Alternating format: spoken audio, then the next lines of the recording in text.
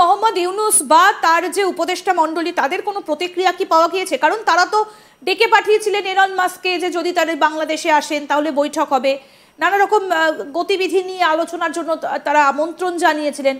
কিন্তু তারপর এইরকম একটা সিদ্ধান্ত আমেরিকার যে এইভাবে সমস্ত অনুদান বন্ধ করে দেওয়া, প্রতিক্রিয়া কিছু পাওয়া গিয়েছে কি?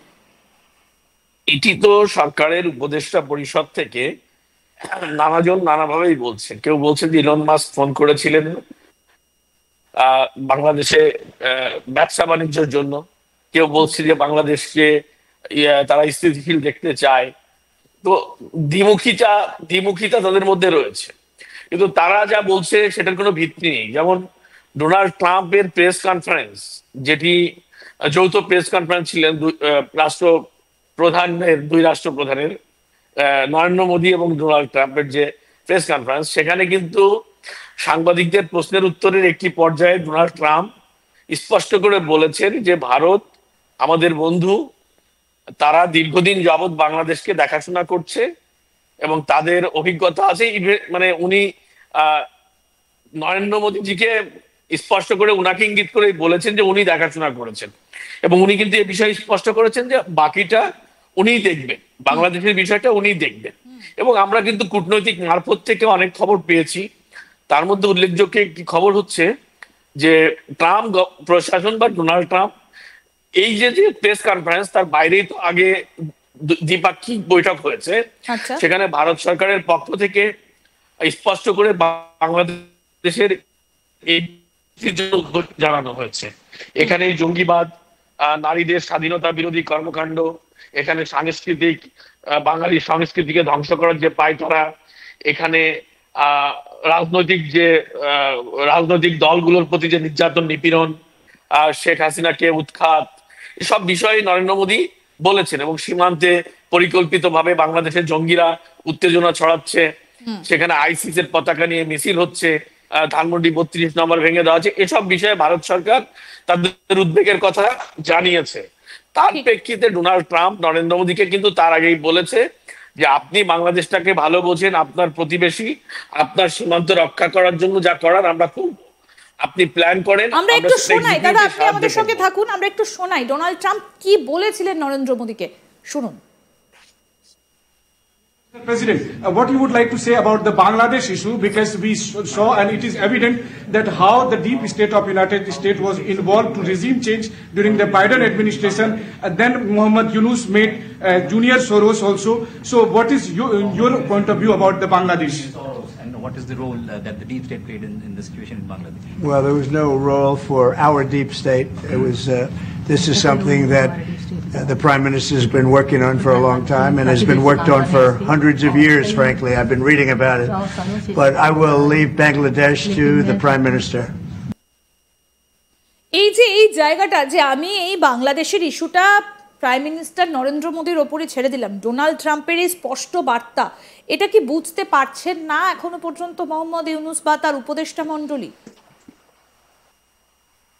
এরা যারা রাষ্ট্র ক্ষমতা এখন আসীন আছে, তারা সর্বোচ্চ একটি ব্যাংক পরিচালনার অভিজ্ঞতা তাদের আছে।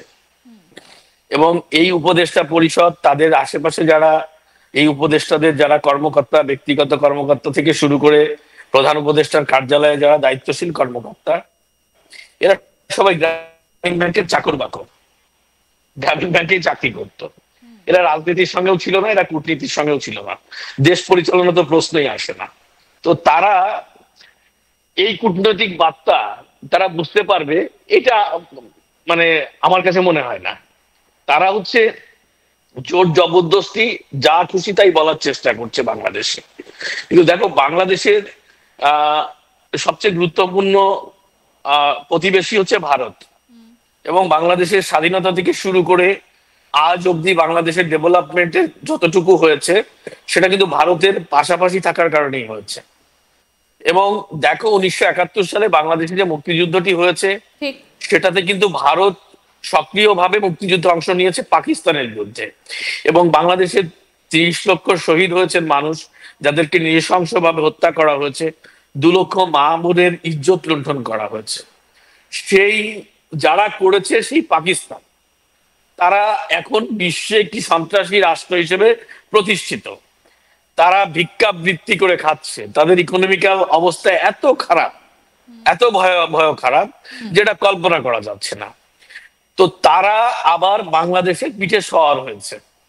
বাংলাদেশের পিঠে সওয়ার হয়ে তারা যেটা চাইছে, বাংলাদেশকে একটি জঙ্গি রাষ্ট্র তাদের মধ্যে কায়েম করে ভারতকে শিক্ষা দিতে, ৭১-এর প্রতিশোধ নিতে। তো ভারত তো আঙ্গুল চুষবে না। ভারত বিশ্বের একটি অন্যতম ক্ষমতাধর রাষ্ট্র। ভারত বিশ্বের অন্যতম ক্ষমতাধর একটি রাষ্ট্র। তাদের সেনাবাহিনী, তাদের অবকাঠামো, তাদের সীমান্ত সেনা সবকিছুতে বিশ্বমান, যেখানে পাকিস্তান বা বাংলাদেশের অবস্থান খুবই খারাপ, খুবই নাজুক। তো বাংলাদেশের সেই প্রেক্ষাপটে দাঁড়িয়ে বাংলাদেশে যারা ঘাঁটি গেড়ে, যারা এই জঙ্গিপনার চেষ্টা করছে ভারতের বিরুদ্ধে, তারা মুকাট সরকে আছে। কারণ আমি একটি কথা স্পষ্ট করে বলতে চাই, বাংলাদেশের 18 কোটি মানুষের মধ্যে 10 কোটি মানুষ, আমি দায়িত্ব নিয়ে বলতে চাই, মিনিমাম 10 কোটি মানুষ ভারত বন্ধু, তারা পাকিস্তান বিরোধী। কারণ এরা মুক্তিযুদ্ধের চেতনায় বিশ্বাস করে। এই মানুষগুলোকে কথা বলতে দেওয়া হচ্ছে না। কিন্তু এখন যে পরিস্থিতি এই মব সরকার, এই জঙ্গি সরকার গড়ে তুলেছে, তাতে মানুষের এরা বসে থাকার কোনো সুযোগ নেই। তারা মানে ঘুরে দাঁড়িয়েছে। প্রতিদিন আন্দোলন, সংগ্রাম, প্রতিবাদ, প্রতিরোধ হচ্ছে।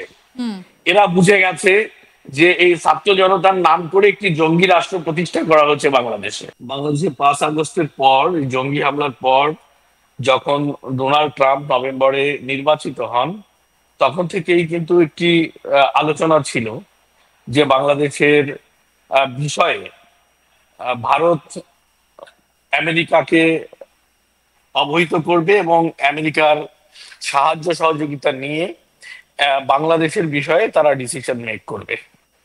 এবং সেই বিষয়টির জন্যই মূলত এই বৈঠকের দিকে আমরা বাংলাদেশিরা খুব গুরুত্ব সহকারে তাকিয়েছিলাম। কারণ ৫ আগস্টের বাংলাদেশের নির্বাচিত প্রধানমন্ত্রী শেখ হাসিনাকে ক্ষমতাচ্যুত করার পর মূলত যারা রাষ্ট্র ব্যবস্থায় আসীন হয়েছিল, তারা একটি জঙ্গি সরকার, এবং তারা আইএসআই অপারেট করছে, তাদেরকে আইএসআই তাদেরকে ক্ষমতায় এনেছে। তো সেই সরকারটি বাংলাদেশের যে বিষয়টি, মানে বাংলাদেশের যে উন্নয়ন প্রকল্প, বাংলাদেশের যে একটি শান্তিপ্রিয় দেশ, একটি উন্নয়নশীল রাষ্ট্র ব্যবস্থা, সেটিকে ধূলিসাৎ করে দিয়ে, সেটিকে নিশ্চিহ্ন করে দেওয়ার পথে অগ্রসর হচ্ছে। ঠিক সেই মুহূর্তে বাংলাদেশের যারা এটা নিয়ে কথা বলবে, বিশেষ করে প্রগতিশীল মানুষ, যারা সেকুলারিজমে বিশ্বাস করে, যারা প্রকৃতপক্ষে বাংলাদেশি, যারা মুক্তিযুদ্ধের চেতনায় বিশ্বাস করে, সেই শক্তিটিকে দেশ থেকে বা তাদের ঘরবাড়ি থেকে বিতাড়িত করা হয়েছে।